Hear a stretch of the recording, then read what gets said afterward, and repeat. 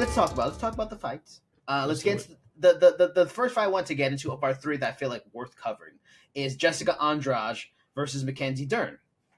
Mackenzie's a slight favorite on this. Cover this in my UFC picks for Sportsnaut.com and for Ringside. This really feels like a make or break fight for Jessica Andrade, and I love Jessica Andrade. Jessica Andrade really is. I may be in a minority. I don't know. She's really one of my favorite fighters of like the last decade. I just absolutely love her fight style. Always interested in fight. Her and John Lineker are very similar, but she's just this pint-sized tank. I respect that she's fought at multiple weight classes, a champion at strawweight, earned a title shot at flyweight. Just talented. But that said, she's lost 3 straight. She's got a lot of wear and tear in her body. She's only 32, but she's got over 30 fights. It's showing in the results. Like, this feels like if she can't beat Mackenzie Dern, she's not a top 10 fighter, top 15 fighter anymore. And maybe she just calls it a career. You know, she's even talked about not making that much money in UFC, doing better on OnlyFans, stuff like that. I can see her call it a career after this. And Mackenzie Dern has had some nice wins, but when she's had to have those breakthrough wins, she hasn't been able to get over the hump. And this just feels like that perfect time to get over the hump over a former champion. Be it if they're on a downturn in their career, it doesn't matter. This is a star. I'm picking Mackenzie to get probably maybe a second round submission. And actually, I'll go first round. I just feel like it's going to work like that. And that's a bad luck phase. Andrade is like a lot of great fighters have been in the past. What are your thoughts? Is this really make or break? Is this a big career defining moment that, you know, Jessica Andrade has to put her draw the line in the sand and this is it? Like, and what is your pick? Who gets this win? This is absolutely a make or break moment for Jessica Andrade. She's on a 3-fight losing streak, if I'm not mistaken, and if I'm not mistaken, they're all finishes. Yeah. You know, this is a steep fall from grace. And granted, Andrade has never held a UFC title, but she was always sort of like the de facto number 1 contender in multiple divisions. Yep. I think if she loses, then that status is we're well past that point. I think we're already past that point, but we're gonna really not even be able to see it in the rearview mirror if she loses to Mackenzie Dern. And what a horrible time for her to fight Dern, right? Dern has made vast improvements to the holes in her game, as we saw like in the Angela Hill fight, like to outstrike someone like Angela Hill, who is a fantastic Muay Thai practitioner. And just give her the business all the way around. This is the bad time to be fighting Dern. I feel like Dern is one of those people that sort of fighter that Andrade would have eaten up about 4 years ago. Yep. Like, she would have decimated her. Like, you're talking about a woman who doesn't have like that one punch knockout power, who has this overwhelming, you know, skill in submissions. But you got to take a lot of risks to get to that point. And Andrade is so strong that she powers out a lot of that stuff like that. Man, this would have been easy work for her a few years ago. But we are in 2023, hitting into 2024, and Andrade is not the same anymore. I think Dern takes this, and I think it's a pretty ugly one too, man. I think Dern gets a finish somewhere late second round. Just to show more love to Jessica Andrade, Bate Azteca. Look at this resume. Look at this resume. Yes. This is one of the better resumes. I'm going to go back to let's see here, 2012 in Samurai FC 9, and then go up and listen to some of the names she's fought since 2012, and a lot of them are wins. Jennifer Maia, former title challenger. Mm-hmm. Liz Carmouche, Bellator champion, former title challenger. Raquel Pennington. She went up and waited for Raquel Pennington, and she beat her. Raquel Pennington. Larissa Pacheco, PFL champion, who ended Kayla Harrison's run. Mary Renault, solid fighter. Raquel Pennington, a second time, lost that one. Jessica Panay, solid. Joanne Wood, formerly Calderwood, solid win. Angela Hill, solid win. Joanna Jacek, Claudia Cordelia, Tisha Torres, another former title challenger. Carolina Kovalevich, title challenger. Rose Namajunas, 2-time champion. Those last 4 all wins. Weili Zhang, she lost to. Rose Namajunas again. Caitlin Chukagian, one of the better fighters at flyweight in like the last decade, unsung kind of really good fighter. Shevchenko, Cynthia Calvillo, good solid fighter. Amanda Lemos, very good fighter, beater. Lauren Murphy, beat her up bad. Erin Blanchfield, Xiaonan Yan, and then Tatiana Suarez. Like, look at that resume. That is a hell of a schedule. And and I misspoke because, but I think this shows like sort of the weird legacy that Andrade has right now. Like I said, like, well, she never held a belt, like, but she did. She did for like 5 minutes, and then they threw her into the fight with Weili Zhang where she got knocked out really quick. Yeah.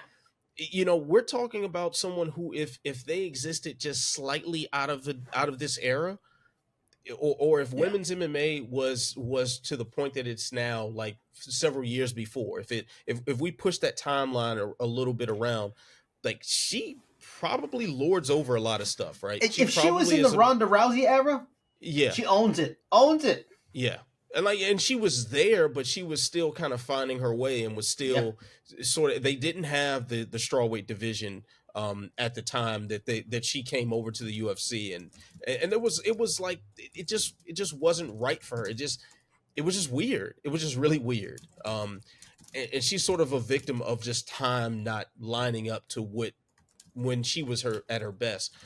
But unfortunately, I don't think she gets it done on Saturday. And I will give you credit, Jason, too, because to mention her among like your favorite fighters of the past decade, that's not a common opinion, but it makes a hell of a lot of sense, right? Yeah, like this is someone who the resume that you just ran down is stellar, like among the best resumes that exist in MMA, period. Male or female, like bar none. Like she's got like a Chael Sonnen type resume where it's like, yo, they fought this person and that person and this legend and that legend and that, just over and over and over again, but just couldn't fully capitalize with that long title reign or true stardom. So but that's she's definitely one of the more entertaining fighters of the past decade, for sure. Yeah. And it's just like she's only 5'2", wasn't technical. It was just bombs and grit and just like and like a little Wolverine. And then even like the Weili Zhang fight, that loss at the time, it was like, damn, like I know Zhang is good, but rough. That was rough. She lost so quick. But now when we look back, and then Zhang is gonna go down as one of the greats ever. That was a big moment for Zhang. That's when she stamped her place as one of the best. So even that loss is like, she lost to Zhang, she lost to Shevchenko. These are the all timers. Like, amazing. But not to talk too much. I could talk about Jessica Andrade all day long. I love her that much. But you subscribed to the OnlyFans, didn't you? A little, maybe a little. I mean, she's not into guys, but you gotta look. Right. You have the same haircut though, right? This is for her. This is for her. Moving on. Let's talk. We've talked a little bit about it, but let's talk about the co-main event. Sergey Pavlovich versus Tom Aspinall. I haven't looked this forward to kind of like a super prospects on the cusp. I mean, they're more than prospects, they're elite guys, but to like this feels sort of like Bader, John Jones in a way, but an even better version because they've done more than those two did. But even when Bader and John Jones fought, it was like, these are going to be the guys. And in a lot of ways, they still were. Bader had to leave UFC and to really build his legacy, and it's a great legacy now. But, that was, you just felt this is important. And this really feels like one of those moments because it also just has the history of the title. But this feels like the winner here is you know what this is? This is Kane and Dos Santos won. This is that fight. Like, this is the side. Who's the guy? Who's the man on the mountaintop that's going to be there after John Jones and Stipe to move on? Really close lines. Early lines had Aspinall as a favorite. Earlier this week, it got down to a -118 Aspinall, -102 Sergey Pavlovich, which pretty much means pick 'em. It's that close. Both can strike, though Pavlovich is the far heavier hitter. Aspinall is the more nimble, quick, diverse. Pavlovich, good. He has good grappling, though he doesn't use it much, but he has it if he needs it. Aspinall, fantastic jiu-jitsu guy. In the classic words of Anthony Walker, who do you got? Whew, man. Good Lord. I'm leaning toward Aspinall. Yeah. I'm leaning because I typically go toward the guy who's gonna be quicker, the guy who's gonna be more technical, the guy who's gonna have a little more Yes. variety in what he does. Yep. But man, Pavlich has some sledgehammers on him. Here's the thing: if it stays on the feet, I got Aspinall. I got Aspinall winning. And I think it goes to decision. I think he peppers him from the outside a lot and moves around. And if he can keep that motion up, but man, if this goes to the floor, I don't think Pavlich is going to be the guy who's going to get submitted. I don't think that's going to happen. I think we're talking about like this like tank of a man who hits really, really hard, crazy, and has this thorough credentialed background in wrestling that we've barely seen in the UFC, right? Yep. That's just sitting there like this. This isn't like the like. Granted, Justin Gaethje had credential. Well, was a good credentialed wrestler, but it just didn't exist until like in MMA. It didn't exist until like a year and a half ago or something like that. Yeah. Like Pavlich or Pavlovich, his credentials are higher in wrestling, right? He's got like some serious weight behind him in that skill. I don't think that's the guy that you're going to finesse on the ground, especially being that strong. It just doesn't seem like this. I think if it goes to the floor, I think Aspinall gets his head blasted in with like super hammer fists from the top. He's just doing his head's just bouncing off and off the canvas. But I don't think it goes there. I think Aspinall is going to be fast enough and nimble enough to get out of some of those takedown attempts when they come out of desperation. I think he wins a pretty clear decision here. It's going to be jabs. It's going to be movement. It's going to be footwork. It's probably not going to be the most entertaining thing, but like I said, we're fight nerds. We'll find something to enjoy about it. I think and the thing about it, and no disrespect, and I hope he doesn't see this because he'll probably crush my head. Pavlovich feels like that guy that he hasn't hit his like fight IQ space. Not to say he doesn't have it, but there's that next level where you strategize, you dissect the guy beforehand, you have the set game plan to play him B, C, D if things change. He seems like a guy that he has a great tool set, he's going to use it, and he's going to stick with it. Because there's been times that he's taken some major shots. He could have just wrestled Derek Lewis, but he didn't. He's a lot of people he could have done those things too because of his background, that he just chose to stand. And I get it. Let's look at this. Outside of the wildness of losing to Alistair Overeem, which is crazy that he actually does have a loss in the UFC. First round knockout in 1, 2, 3, 4, 6 straight fights. Like this guy putting stars to sleep, putting Curtis Blades to sleep, putting Derek Lewis to sleep, tied to Ivasa. Like, I get it. He has a strategy. He has a style. He uses it and it works. But I've always been a big believer. We've all seen it in fight sports. Speed kills.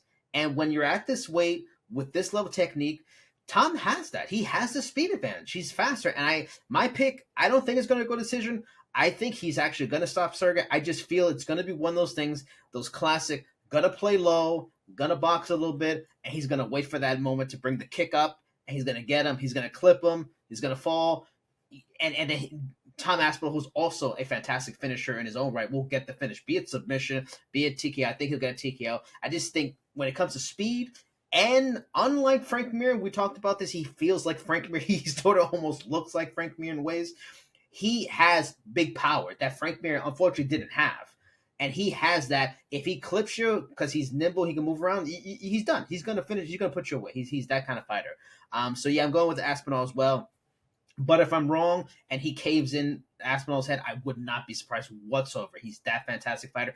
And he's going nowhere if he loses. Pavlovich is here to stay. That's the best part about this. Both these dudes are young. This is why it is Kane and Dos Santos. These guys and Almeida, these are the guys going forward. They're going to meet each other again. Like this is going to be the first of several pairings with these two. Like this is destiny. I feel like this is the fight that we've been talking about this fight. I know me and you personally have texted each other during events like, oh, I can't wait to see this for at least a year now. That's been going on. Yep. Yeah. It's just the beginning of the journey for a lot of these guys. Now talking about the end of this journey, talking about UFC 295 journey and going to the main event. You hit it on it earlier, my lord. Yuri Prohaska versus Alex Pajeda is just a fantastic fight on paper, and I hope it at least goes 2 or 3 rounds. Please, because if it's a quick finish, I'll be so disappointed. But I mean, 2 guys that are outstanding strikers in such different sorts of ways. In my predictions for the sites, I'm actually leaning Yuri Prohaska, and the reason I'm going with Yuri is unpredictability, good chin. Yes, he's been knocked down, hurt, but he survived them. He's not been finished really, and I think you have to factor in Alex's age and wear and tear. He's slowing down, and that's the big advantages he had. Israel had over him. He's slower. He's not. He's kind of plodding. He's not super afraid. He kicks fast and everything like that. I just think Yuri, with his reach, big tall guy, unpredictability, as long as he can hold up and Alex does not take his head off at some point in the first 2 rounds, which I think is very possible still, I think Yuri is just going to catch him in that classic wild class. He's going to do some spinning back elbow, weird crescent kick nonsense, and he's just going to catch Alex at some point. That's what I'm picking. I think Yuri's just going to get him with some unpredictable stuff while being durable, getting through the weathering the storm early, and getting to Alex Pajeda. I would say 3rd round. What do you got on this one? Oh man, this is another one I've kind of gone back and forth on. I'm leaning toward Petr right now. Yeah, not a bad pick. He's a favorite. Yeah, but it's going against part of my brain right now, because in pure MMA, right, where you're grappling and everything too, Prohaska should have the advantage here, right? Like this, he should have the clear advantage, right? Yeah, yeah. I mean, Petr got taken down by Israel Adesanya. You know, that's not a good sign for your grappling chops, I think. But at the same time, Prohaska is the sort of guy to get himself into wild fights because he's just a savage like that. He's just a knucklehead. Yep. You don't want to get into that sort of wild fight with someone like Petr. Like that dude, not only is he just like incredibly technical, in a kick, like deceptively technical as a kickboxer, but he hits so hard. You can't, and even hits hard late. Free like shots. He got Israel late, so he's powerful to the end. In the 5th round, he's still able to floor you with a shot. Yeah, like he maintains that power throughout the 25 minutes.